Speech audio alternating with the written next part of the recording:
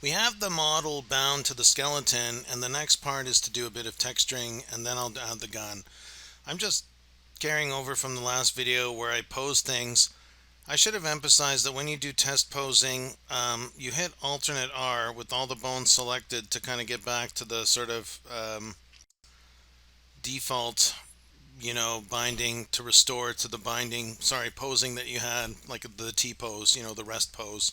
Reset, Alt R is like reset the bones, their rotation.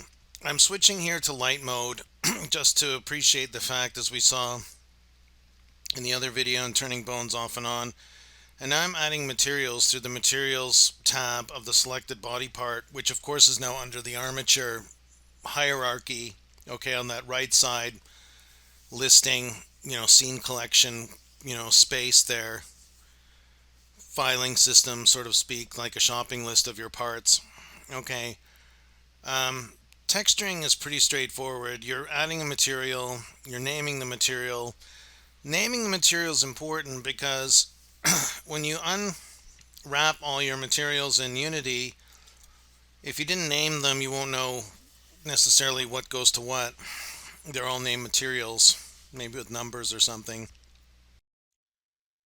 I'm using tricks to use the fake user and the clicking on the number to make unique copies of the texture material. When you see me clicking the little shield to get the check mark, okay, it's kind of creating a fake user so that from the listing, so that's handy for the materials that are meant to be the same on either side of the body. Or for instance, those black joint ones, I called it joint and I applied it to my knees and my elbows and my wrists. It's the same material. You can either do it manually, stay with principled BSDF. Mixamo likes that. Blender's pretty good with it to get it into Unity as well. It's the sort of default. BSDF stands for bidirectional Watt scattering something. Doesn't really matter. It's just a sort of surface type.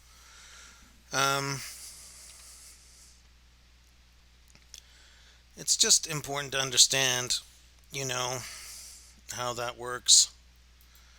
And I'm just going through each one. I'm sometimes taking my bones out to see. I'm just hiding them with that in front sort of, And texturing, each material is there. Again, you say texturing, but you're really making a material. You're coloring a material. You're assigning a material to the surface of the object, okay, which they're still, and this is again what's great about this system, the fact that the geometries or the body parts aren't joined, okay.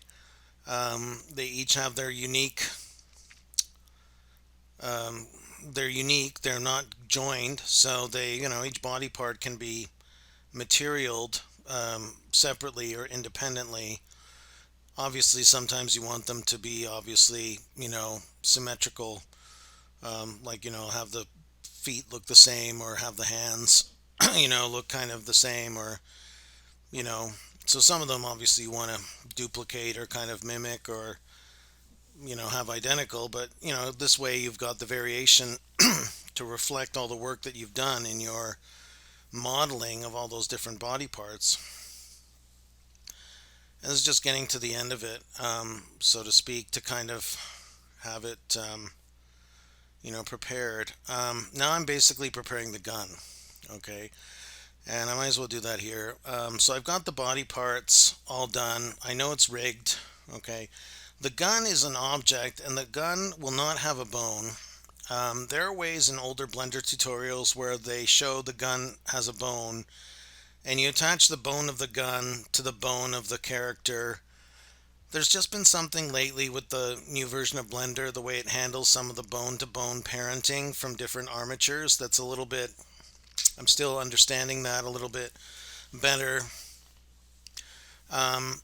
You just use the same principle for the gun as we used for any of our body parts. I mean, we're going to put the gun into the hand of the character, and it's going to stay there every time. I mean, it's not like the bone to bone idea is more important when you want to have the gun draw from a holster at the hip, and then he goes to the hand, and then he puts it back in the holster in the hip, and his hand is empty.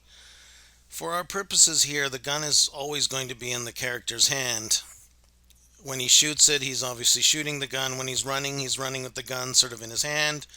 And when he's waiting in sort of idle position, he's going to be standing there with the gun in his hand, kind of, looking around or patrolling or whatever, and his gun is kind of always in his hand. So this method works, okay? Here I'm using, interestingly enough, the Boolean difference tool, okay, like the Boolean tool with difference, to use the shape of the sort of copy of the cylinder to kind of bore out a hole.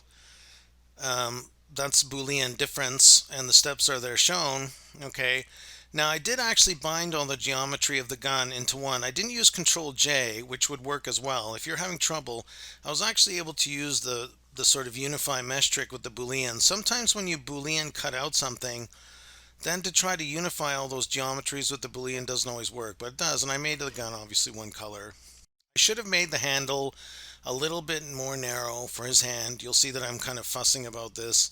Yeah, basically the gun is clipping through his claw hand. And actually it kind of looks, funnily enough, I only see this now, that it kind of looks like it's like he's holding a trigger or pulling the trigger, right? So, or his hand is going through something that could be like a trigger, instead of on the side, it's like through the front or something. I don't know, it's a futuristic gun. Just roll with it, right? Just go with it. It doesn't matter. Um, Obviously, if your character had fingers and things like that, you'd take the extra time to maybe just make sure that handle of the gun, or what the character's holding, it looks better.